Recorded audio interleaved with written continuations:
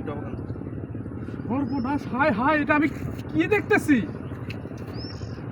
হ্যাঁ, আপনি তো অবাক হচ্ছেন কেন? আপনার বোন তো মেয়েদের পোশাক পরবে না, তাই আমি পরলাম। আমাকে সুন্দর লাগছে না বলুন? শোনেন, একটা সংসারে দুইটা পুরুষ মানুষ থাকতে পারে না, তাই একটু ব্যালেন্স করতেছি।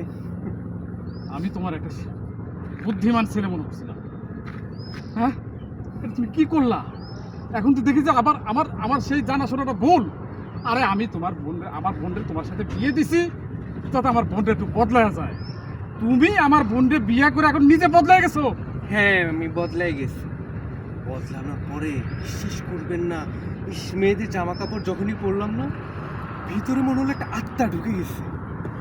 আমার যে কি ভালো লাগতেছে এই জামা কাপড় পরে, বিশ্বাস করবেন না।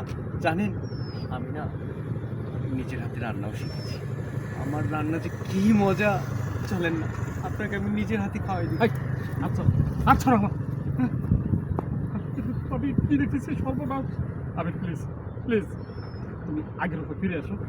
তোমার কাছে আমার রিকোয়েস্ট, তুমি এইভাবে থেকো না। তুমি যদি এইভাবে থাকো তাহলে আমার বোনদের সামলাবে কে? উফ, খালি বোন মন করতেছেন। বোন নিয়ে এত ভাবার কি আছে? আপনার বোন শার্ট প্যান্ট পরে দিব্যি ভালো আছে, আর আমি এইসব জামা কাপড় পরি।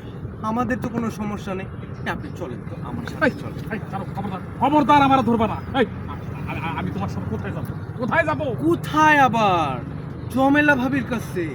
জানেন না তো, চমেলা ভাবি যে কি সুন্দর করে গল্প বলে, উফ, আমি তো সারা রাত ঘুমাতে পারিনি। চলেন না দুজন এই, মিলে এই, চমেলা ভাবির গল্প ছাড়ো, শুনবো। এই, ছাড়ো। এই দাঁড়ান না, দাঁড়ান না। উফ, ভয় পেয়েছে। সমস্যা নাই, নাটক তো কেবল শুরু। আগে আগে দেখো হয় কি।